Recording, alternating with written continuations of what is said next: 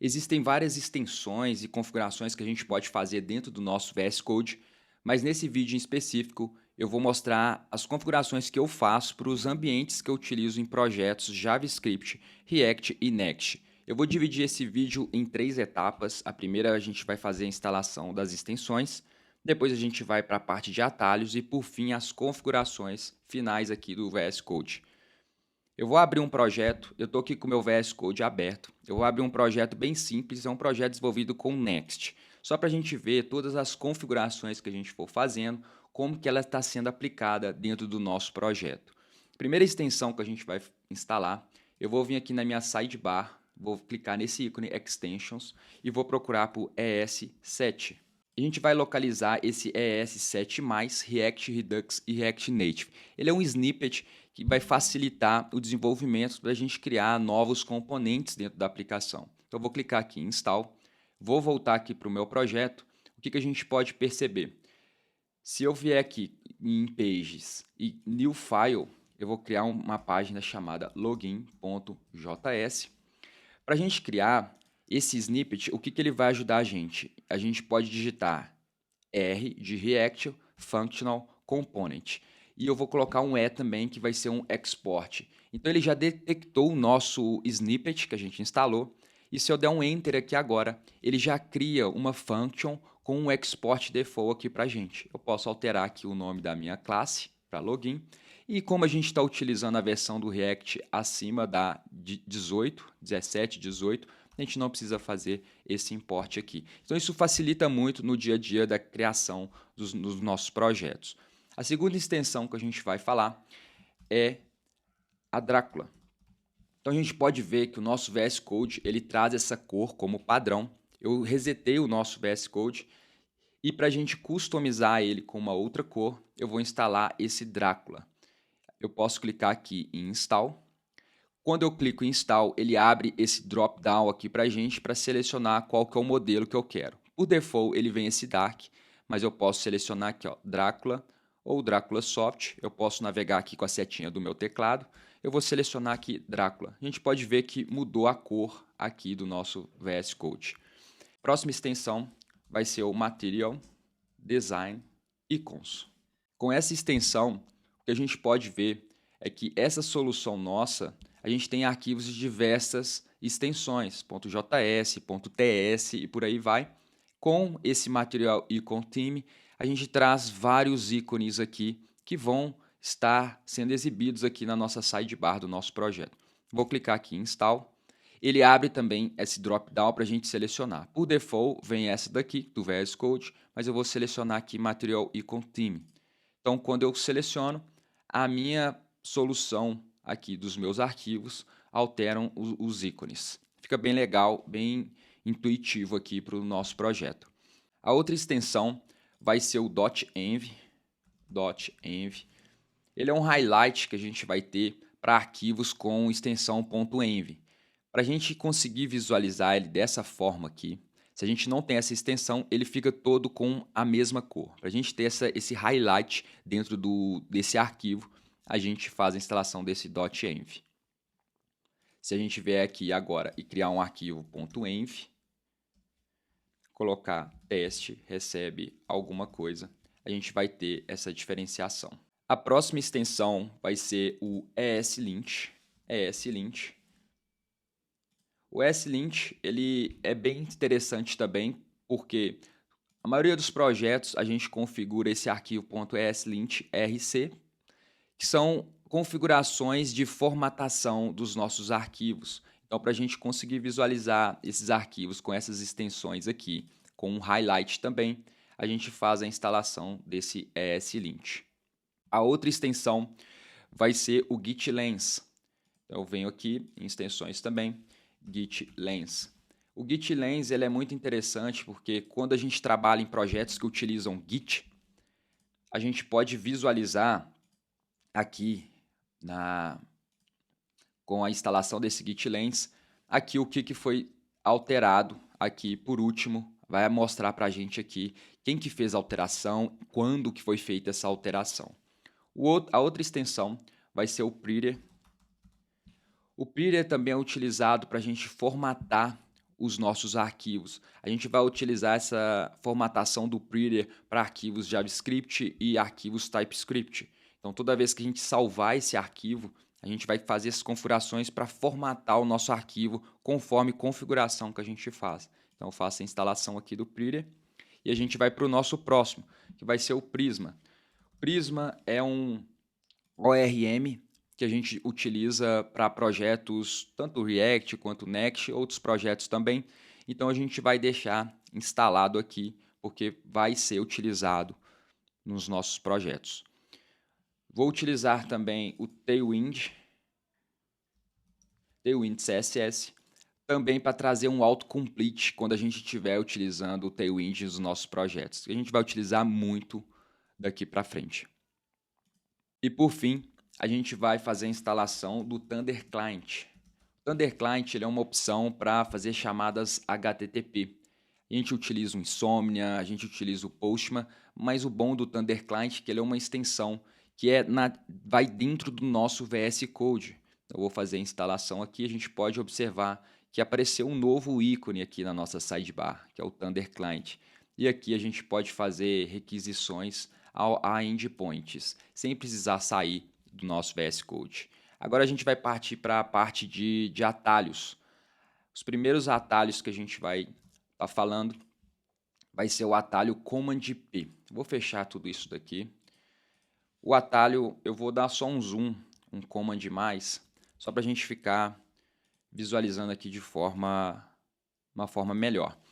O primeiro atalho vai ser o Command P. O Command P é uma forma de localizar arquivos dentro do nosso projeto. Ao invés da gente localizar pelo cursor do mouse aqui, então eu quero identificar o hello.js, que é uma API que está dentro do meu projeto. Ao invés de eu navegar aqui em pages, API hello, eu posso simplesmente digitar Command P ou Ctrl P se for no Windows. Então, toda vez que eu digitar Command, a gente substitui para Ctrl se for para o Windows. Então, aqui Command P, eu posso digitar hello, ele vai localizar. Hello está dentro de pages/API. Se a gente tiver mais de um hello, ele vai estar sendo diferenciado aqui pelo caminho do nosso arquivo. Então, daqui eu consigo abrir os nossos arquivos. Uma outra opção também é com o Command P, eu posso colocar um arroba aqui no início e ele diferencia dois blocos aqui do meu arquivo pelos símbolos, né? Então aqui Command P, quando eu tenho um arquivo um pouco maior, então deixa eu abrir aqui esse home.module.css, eu posso dar um Command P, digitar um arroba e aqui eu posso navegar por blocos de códigos. Então aqui se eu quero mexer no card, então eu venho aqui, dou um Enter. Uma outra opção também, ao invés de eu navegar aqui para a linha 76 dessa forma, eu posso estar aqui no início, Command P, dois pontos, ele vai dizer qual a linha que você quer navegar. Eu vou colocar Go to Line 76. Eu venho aqui e vou da mesma forma. São opções que a gente tem. O próximo comando é a paleta de comandos que a gente tem. Então é Command Shift P ou Ctrl Shift P. Ele vai abrir essa linha de comando aqui para a gente. A gente pode executar vários comandos, adicionar alguma coisa, configurar. Aqui eu posso digitar Reload Window, que ele vai executar um comando que vai fechar meu VS Code e abrir ele novamente. Então aqui a gente pode fazer inúmeros comandos. O próximo que a gente tem é uma edição múltipla. Então, supondo que eu tenho aqui, por exemplo, eu quero substituir esse login, ao invés de eu clicar duas vezes aqui e digitar sobre, vim aqui embaixo, digitar sobre novamente e aqui sobre, o que eu posso fazer? Eu clico duas vezes, seleciono a palavra que eu quero e digito e pressiono Command D. Então, quando eu pressiono Command D, ele localiza todas as palavras que estão selecionadas e deixa o cursor ali para mim. Eu posso fazer essa edição múltipla aqui. O próximo atalho que a gente vai fazer é o Command Shift L. É para selecionar todas as palavras iguais. Então, ao invés de eu digitar um Command D aqui para todas as palavras login, eu posso digitar Command Shift L ou Ctrl Shift L, ele vai selecionar todas as palavras. E eu posso substituir aqui por qualquer valor. A gente tem também o Option Click, né? Ou Alt Click, se for para o Windows. Eu quero colocar o meu cursor aqui, eu quero colocar nesse final aqui e aqui no início. Eu posso colocar digitar, que ele está marcando aqui vários cursores. Então, são cursores múltiplos que a gente pode fazer. Ao invés da gente ficar utilizando muito o mouse, a gente vai mais para o lado do teclado. Uma outra forma que a gente tem de mover linha seria, eu posso copiar essa linha, dar um Ctrl X, subir ela aqui e dar um Ctrl V aqui em cima. Para a gente fazer isso de forma mais otimizada, de uma forma que a gente utiliza mais o teclado, eu posso utilizar pressionar a tecla Alt ou Option, se for para o Mac, e a setinha para cima, eu vou movendo essa minha linha. E se eu quero também duplicar a minha linha, eu posso selecionar essa minha linha, Shift Option ou Shift Alt e setinha para baixo. Eu vou duplicando aqui quantas vezes eu quiser. Eu posso fazer isso tanto para uma linha quanto para um bloco de código. Então, se eu tenho esse bloco, eu seleciono esse bloco e Shift Alt ou Shift Option, setinha para baixo. A gente pode copiar quantas vezes a gente quiser. Se eu quero comentar um bloco de código, eu posso utilizar o comando Command KC. Então, eu seleciono o bloco, digito Command KC, ele comenta todo esse bloco de código. E Command KU, ele descomenta todo o meu código. Uma outra opção que a gente tem é para fechar arquivos. Então, se eu tenho esse arquivo aberto, Command W ou Ctrl W, eu vou fechando os arquivos. Agora, se eu tenho blocos de códigos grandes, o que eu posso fazer? Eu vou abrir novamente aqui esse meu CSS, eu posso digitar Command K-. O Command K-, ele recolhe todos os blocos de códigos que eu tenho. E Command K+, eu expando novamente todos os blocos que eu tinha recolhido. Agora a gente vai para a parte de configurações. Para acessar as configurações, eu posso digitar Command Shift P. Ele vai abrir a paleta de comandos que eu tenho. Eu posso digitar Open Settings.